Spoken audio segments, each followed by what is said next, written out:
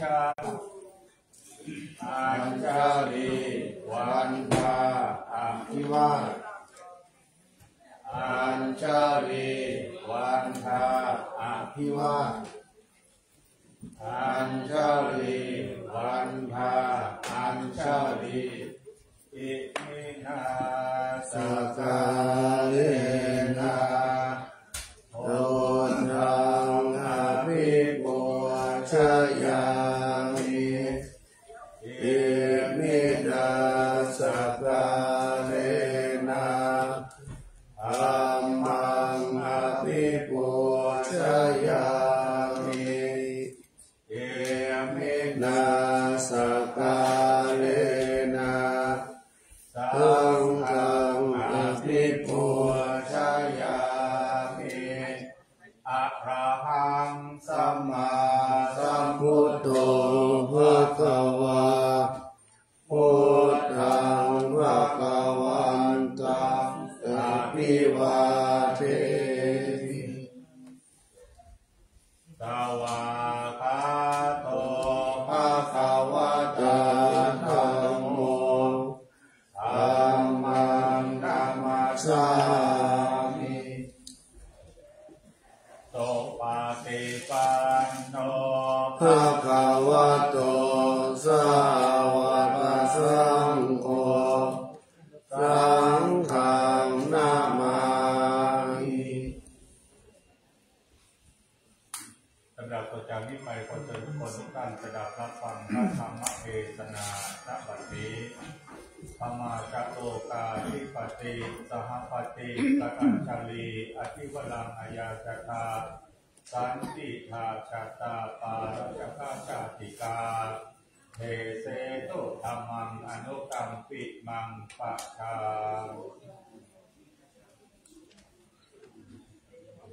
นะโมตัสสะภะคะวะโตอะระหะโตสัมมา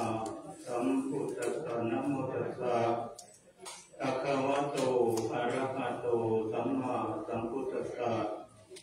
นะโมตัสสะภะคะวะโตอะระหะโตสัมมาสัมพุทธัสสะวินโยจะสุติกิโตเอตัมมังคลมุตตมังติอิติขอนอบน้อมแด่องค์สมเด็จพระบรมศาสดาพระบรมศาสดาพระสัมมาสัมพุทธเจ้าขอนอบน้อมแด่องค์พระสุวรรณเจดีย์พระบรมธาตุเจ้าดอยสุเทพ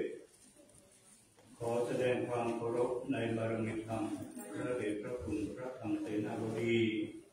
อธิบดีสงฆ์วัดพระธาตุเจ้าดอยสุเทพเจ้าคณะภาค7พระเถรานุเถระพระภิกษุสามเณรทุกรูปขอเจริญสุขเจริญพรท่านสาธุชนทั้งหลายที่ได้มาร่วมรับฟังพระธรรมเทศนาในวันธรรมสวนะในวันนี้และณโอกาสแบบนี้อาตมาภาพจะได้แสดงพระธรรมเทศนาบรรณาศาสนธรรมในคำสอนในพระพุทธศาสนาว่าด้วยวินัยในมงคลสูตรเพื่อเป็นเครื่องประดับสติปัญญาและสัมมาปฏิบัติของท่านสาธุชนทั้งหลายตามพระบาลีที่ได้อัญเชิญมาณเบื้องต้นว่าวินัยโยจักขุสิกิโตเอตัมมังคลมุตตมังแปลว่าวินัยที่ศึกษาดีแล้วเป็นมงคลอย่างสูงสุดซึ่งพระพุทธเจ้าตรัสไว้เป็นมงคลข้อที่9ในมงคล38ประการคำว่าวินัยมาจากคำว่าวิกับนีวิแปลว่าวิเศษหรือแจ้งหรือต่างส่วนนีแปลว่านำไปเมื่อรวมกันแล้วจึงได้รูปศัพท์ว่าวินัยได้ความหมาย3ประการ คือนำไปวิเศษหรือนำไปดี2นำไปแจ้ง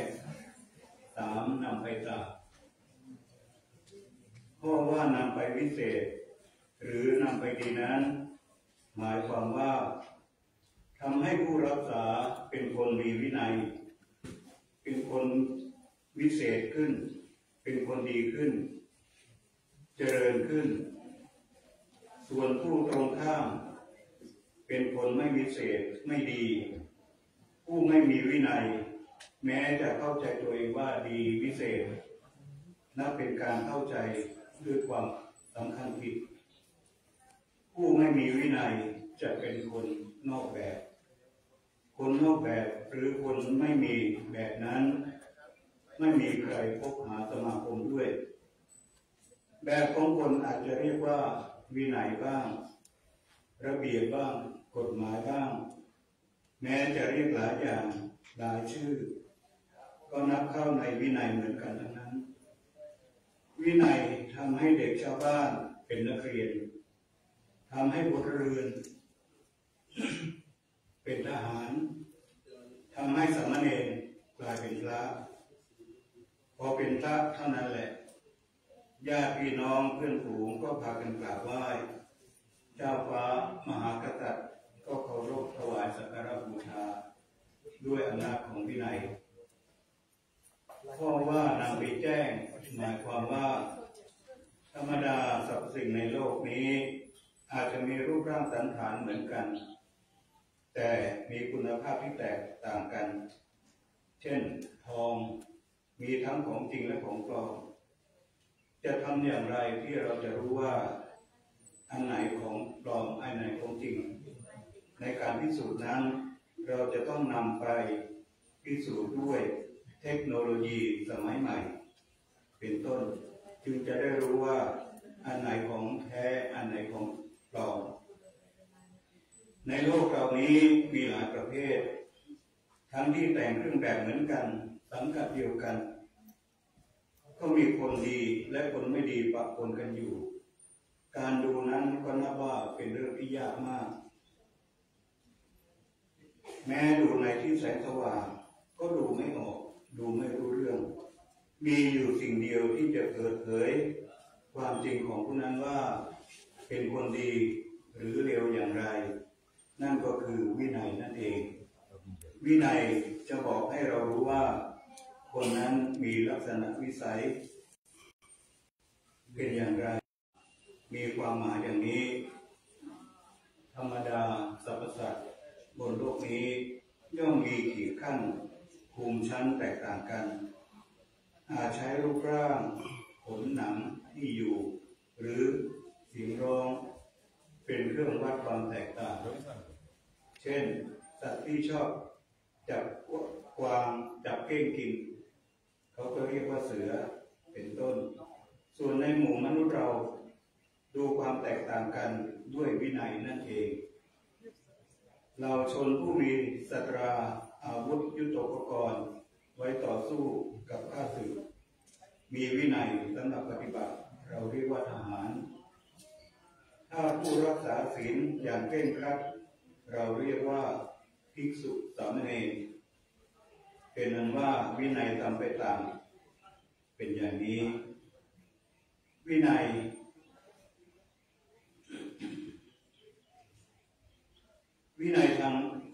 แบ่งออกเป็น2ประเภทก็คือวินัยทางโลกและวินัยทางธรรมวินัยทางโลกหมายถึงระเบียบแบบแผนสำหรับควบคุมคนในสังคมหนึ่งเป็นคำสั่งของสังคมเพื่อให้คนอยู่ในสังคมนั้นๆประพฤติปฏิบัติถ้าผู้ใดประพฤติปฏิบัติอยู่ในสังคมนั้นได้ถ้าผู้ใดประพฤติปฏิบัตินอกรูปนอกแบบก็จะถูกสังคมนั้นลงโทษอาจเรียกว่าวินัยทางโลกแตกต่างกันไปเช่นพระราชบัญญัติบ้างพระราชกิจกาบ้างกฎหมายบ้างคำสั่งบ้างประกาศบ้างกติกาบ้างจะเห็นได้ว่าแต่ละชาติแต่ละภาษาแต่ละประเทศ ได้บัญญัติวินัยไว้เพื่อคุ้มครองประชาชนของตนในทุกๆด้านไม่ว่าจะเป็นกฎหมายเกี่ยวกับครอบครัวการพาณิชย์การอุตสาหกรรมการศึกษาการขนส่งการอาหารการต่างประเทศตลอดถึงสังคมโลกก็ยังบัญญัติวินัยมาเพื่อคุ้มครองโลกวินัยทางธรรมก็คือวินัยในศาสนาแต่ละศาสนาทั้งหมดย่อมมีข้อบัญญัติสำหรับศาสนิกชนของตนได้ประพฤติปฏิบัติแม้ในพระพุทธศาสนาพระพุทธองค์ก็ทรงบัญญัติวินัยไว้อย่างครบถ้วนบริบูรณ์เพราะเหตุที่มีผู้นับถือศาสนาพุทธมีทั้งคฤหัสถ์และบรรพชิตดังนั้นในพระพุทธศาสนาจึงมีวินัยอยู่สองประการคืออาคาริยวินัยคือวินัยของผู้ครองเรือนและอนาคาริยวินัยคือวินัยสำหรับบรรพชิตอาคาริยวินัยคือวินัยของผู้ครองเรือนนั้นได้แก่ศีล 5 ศีล 8 ศีล 5เป็นวินัยที่ทุกคนต้องรักษาเป็นประจำจัดว่าเป็นพื้นฐานของวินัยทุกประเภทได้แก่ 1. เว้นจากการฆ่าสัตว์ 2. เว้นจากการลักทรัพย์ 3. เว้นจากการประพฤติผิดประเวณี 4. เว้นจากการพูดเท็จ 5. เว้นจากการดื่มน้ำเมาสำหรับศีล 8หรือโบสถศีลก็เหมือนกับศีล 5ดังที่กล่าวมาแล้วมาเพิ่มอีก3ข้อก็คือ 6. เว้นจากการบริโภคอาหารในยามวิกาล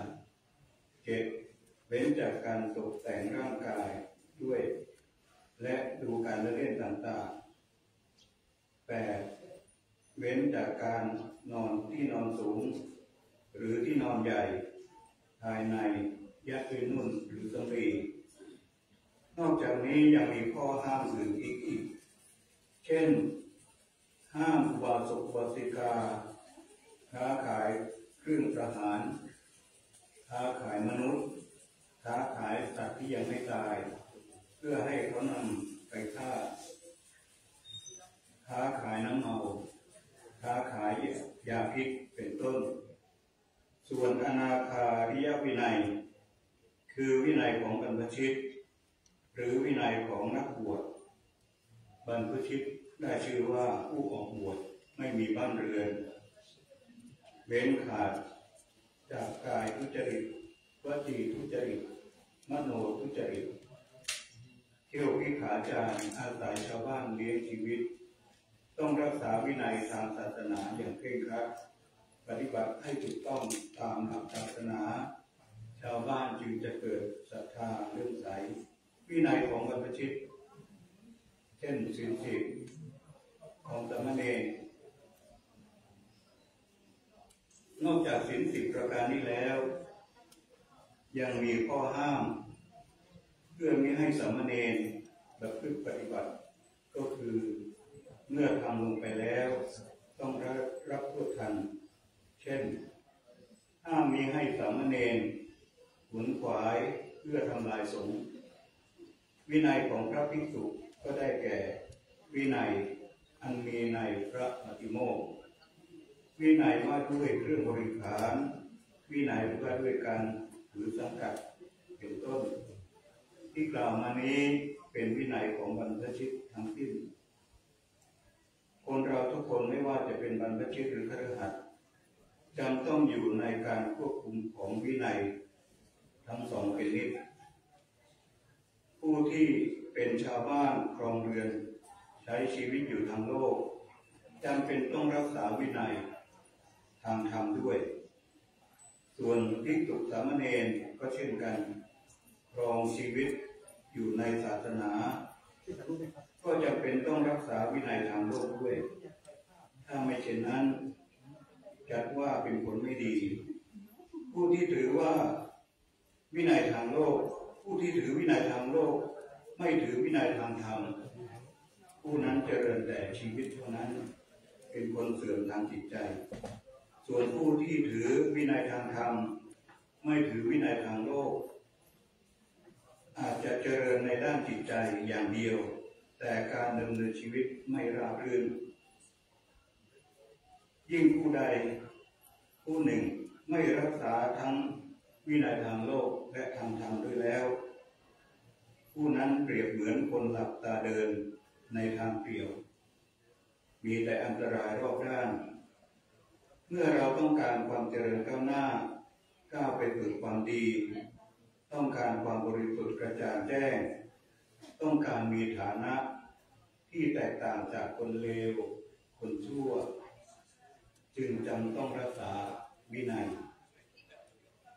เมื่อบุคคลรักษาวินัยทั้งทางโลกและทางธรรมถูกต้องเคร่งครัดก็จะได้รับมงคลคือเหตุที่ทำให้คนเจริญก้าวหน้าฐานะดีมีวิชาความรู้ดีขึ้น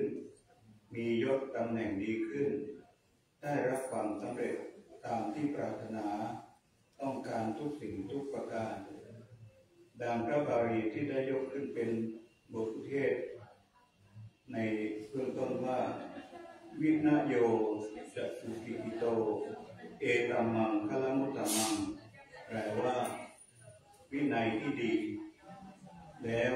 ศึกษาดีแล้วเป็นมงคลอย่างสูงสุดเทศนาพระโยธาเนในที่สุดแห่งพระเทศนานี้อาตมาภาพขออำนวยจตุรพิธพรชัยทั้ง4ประการคืออายุวันนะสุขภาละพุทธานุภาเวนะสัพพานุภาเวนะสัพพสังฆานุภาเวนะด้วยอานุภาพแห่งพระพุทธเจ้าทั้งมวลด้วยอานุภาพแห่งพระธรรมทั้งมวลด้วยอานุภาพแห่งพระสงฆ์ทั้งมวลขอท่านสาธุชนพุทธบริษัททั้งหลายจงมีแต่ความสุขความเจริญประสบสิริสวัสดิ์ที่พัฒนามงคลสมบูรณ์ผลในสิ่งที่ท่านมุ่งมาปรารถนาจงทุกประการเทศนามาก็ด้วยเวลาอันพอสมควรขอยุติลงคงไว้เพียงเท่านี้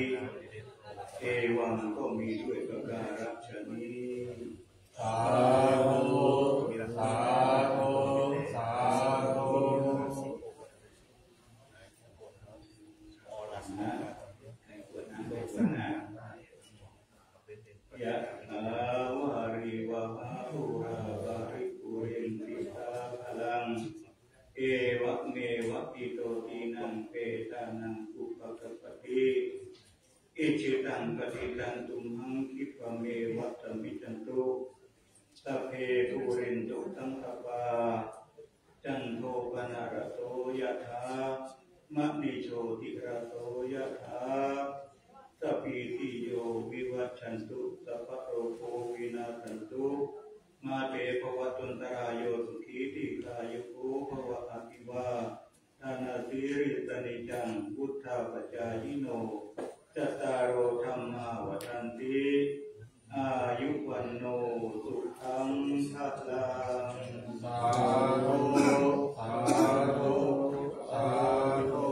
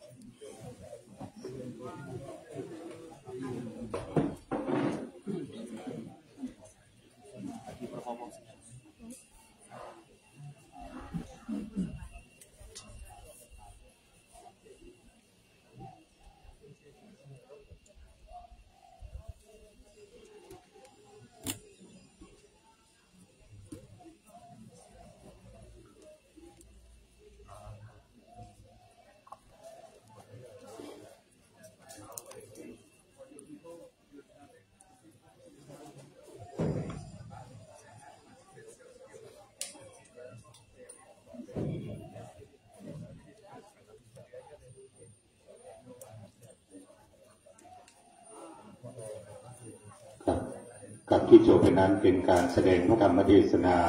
เนื่องในวันพระแรม8 ค่ำเดือน8ตรงกับวันที่18เดือนกรกฎาคมพุทธศักราช2568ต่อไปจะเป็นพิธีประทักษิณเวียนเทียนรอบองค์พระสุวรรณเจดีย์พระบรมธาตุดอยสุเทพภายใต้ร่มบารมีธรรมของพระเดชคุณหลวงพ่อพระธรรมเสนาบดีหลวงพ่อเจ้าว่าวัดพระธาตุดอยสุเทพได้นำคณะสงฆ์สามเณรคณะศรัทธาสาธุชนทำการประทักษิณคณะศรัทธาสาธุชนตลอดไปถึงนักท่องเที่ยวท่านใดมีความประสงค์อยากจะร่วมประทักษิณเวียนเทียนกับทางวัดพระธาตุดอยสุเทพแล้วขอน้อมเชิญเจริญพรณบัดนี้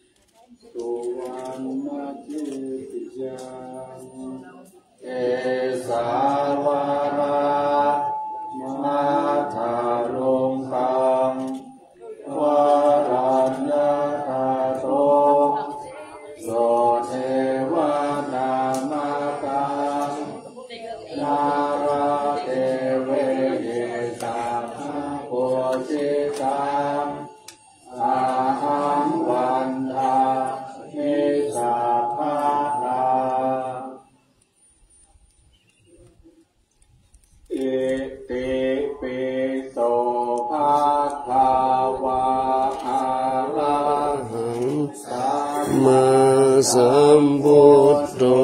วิชาจารณะสัมปันโนสุขโตวิทูนุตตะปุริสธรรมลาธิสัทธาเทวามนุษ สานังพุทโธภะคะวะติสาวกขาโตภควตาธัมโมอังเวทิตาโพวินโยหิติสุป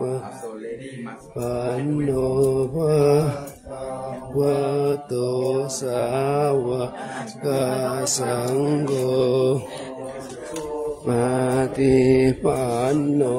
ภะวะโตสาวกสังโฆปฏิปันโนภะคะวะโตสาวกสังโฆอิปฏิปันโนภะคะวะโตสาวกสังโฆดังจัตตาลิปุเรสายุคานิอัตปุเรสโอคาลาเอสาภะคะวะโตสา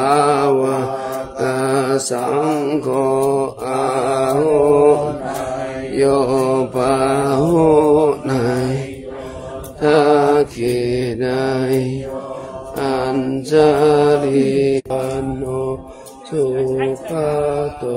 โลกาตุอนุตตะปุริสามาสาลาดิสัทธาเรมนุษย์สานังพุทโธภะคะวะติสาวกขาโตภะคะวะตาสันทิอากาลิโกเอปัสสิโกโอปานายิโกปัจจตังเวทิตาโมวินโยหิติสุปฏิปันโนภะคะวะโตสาวกสังโฆปฏิปันโนภะคะวะโตสาวกสังโฆยะปฏิปันโนภะคะวะโตสาวกสังโฆจิปฏิปันโนภะคะวะโตสาวกสังโฆ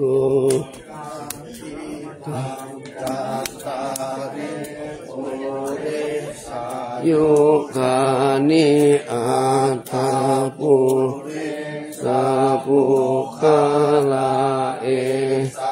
ภะคะวะโตสาวกสังโฆอาหุโยปาหุนาย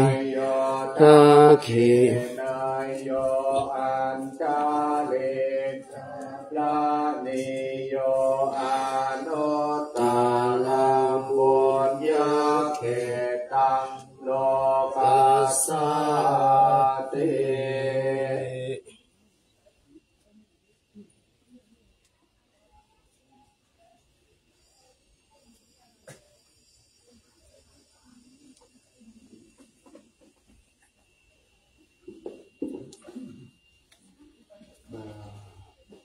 กราบหนึ่ง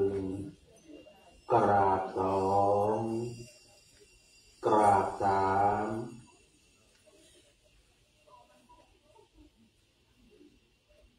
นะโมตัสสะภะคะวะโตอะระหะโตสัมมาสัมพุท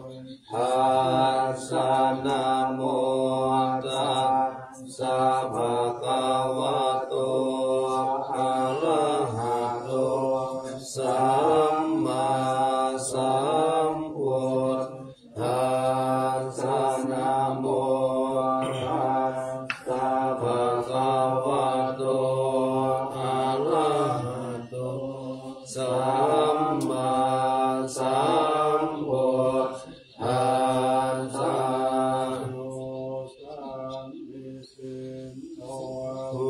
รโพ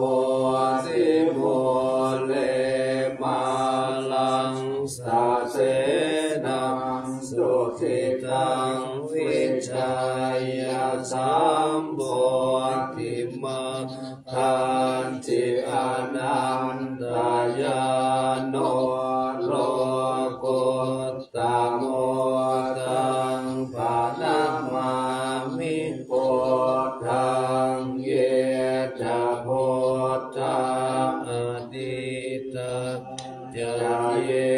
จะโพธาอนาคตาปัจจุบันนาจเยพุทธาอาหังวันธามิสัพพทาอิติปิโสภะคะวะอะระหังสัมมาสัมพุทโธวิชชาจารณะสัมปันโนสุขโตโลกวิทูอนุตตโรปุริสธรรมสารติสักขาเรวมนุสสานังพุทโธภควาติพุทธังเทวิตังยาวานิพพานังสารนังกัจฉามินาทิเมสารนังอัญญังพุทโธเมสารนังวรังเทเตนะสัจจวัตเตนะโหตุเมชยมังคารังโอตตมังเกนะวันเตหังปะทาปังสุงวโรตตมังพุทเตโยคาริโตโทโสพุทโธธรรมตุตังมะมังกราบอาทังดิโตอริยปัตโตชนะนังโมกะปะเวสายะโอโชจามาโคธัมโมอายังสันติกาโลปานิโตนิยานิโกตังปานามามิธัมมังเยจะธัมมาอาติตาจเยจะธัมมาอนาคตาปัจจุบันนาจเยธัมมาอาหังวันธามิสัพพทาภะคะวะตาธัมโมสันติติโกอาคาลิโกเอหิปัสสิโกโอปานายิโกปัจจตังเวทิตาโพวินโยเอติธัมมังจิติตังยาวานิพพานังสารนังกัจฉามินาทิเมสารนังอัญญังธัมโมเมสารนังวรังเอเตนะสัจวัตเจนะโหตุเมชยมังคลังโอตตมังเกนะวันเตหังสัมมันจะทุวิธังวรังธัมเมโยคาริโตโทโสธัมโมธัมมตุตังมะมังกราบ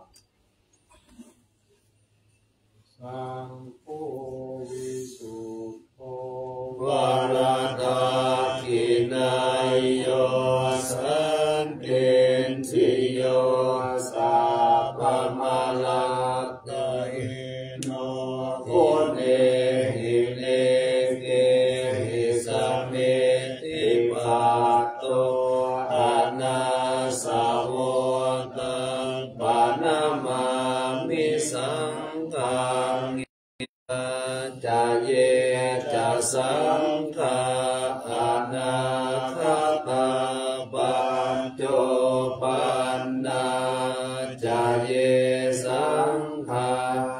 อาหังวันทามิสัพพติทางจัตตาริปุริสายุคานิอัตถปุริสโภคลาเอสัพพะคะวะโตสาวกสังโฆอา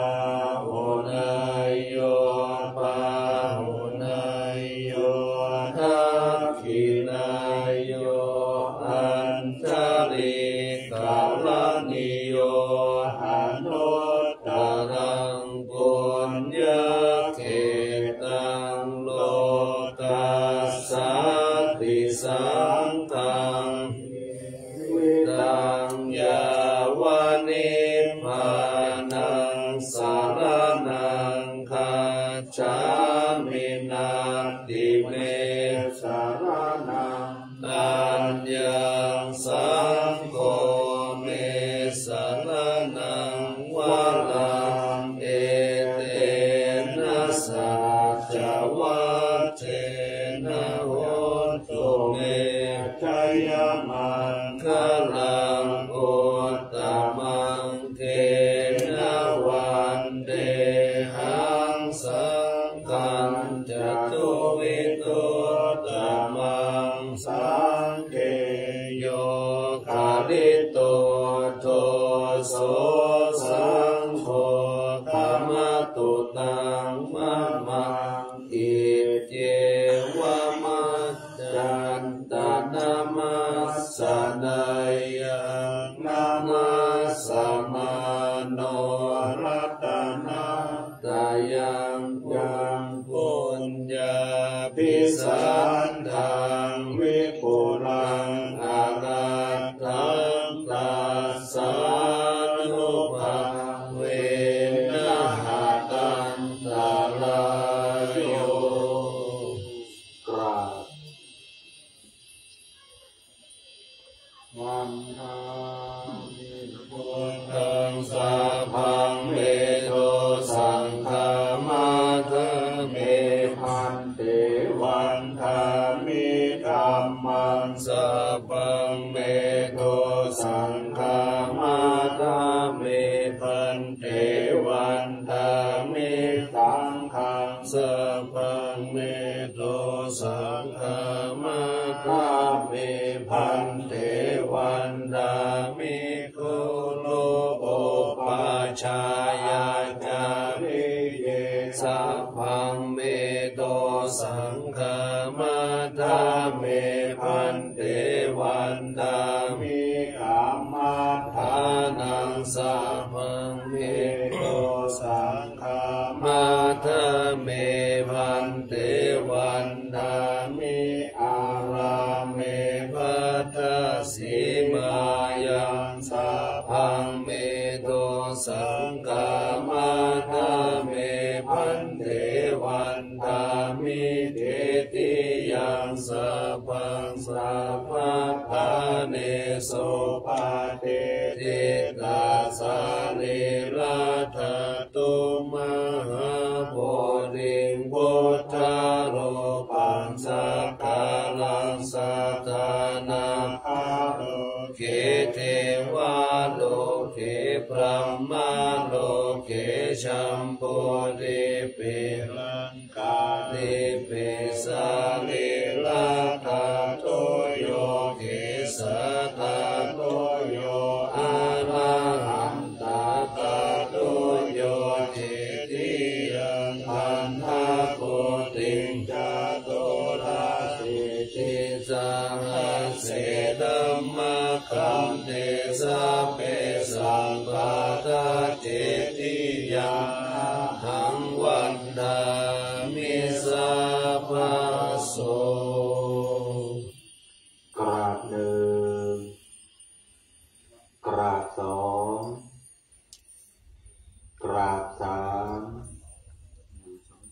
กับพิธีแสดงพระธรรมเทศนาและพิธีประทับศีลเวียนเทียนรอบองค์พระสุวรรณเจดีย์พระบรมธาตุดอยสุเทพประจำวันพระเดือน8 แรม 8 ค่ำตรงกับวันที่18 เดือนกรกฎาคมพุทธศักราช 2568 เป็นอันสำเร็จขอหน้าถึงคุณพระศรีรัตนตรัยมีคุณพระพุทธคุณพระธรรมคุณพระสงฆ์และพระบรมเดชานุภาพของพระบรมธาตุเจ้าดอยสุเทพโปรดได้พิวานประทานพรปกป้องรักษาคุ้มครองให้คณะสัตยาสาธุชนพุทธบริษัทตลอดจนถึงนักท่องเที่ยวทุกคนทุกท่านเดินทางกลับเคหสถานบ้านช่องภูมิลำเนาที่อยู่ที่อาศัยของท่านด้วยความสะดวกปลอดภัยบุญตามรักษาเทวดาทรงตามคุ้มครองทุกคนทุกท่านด้วยเถิด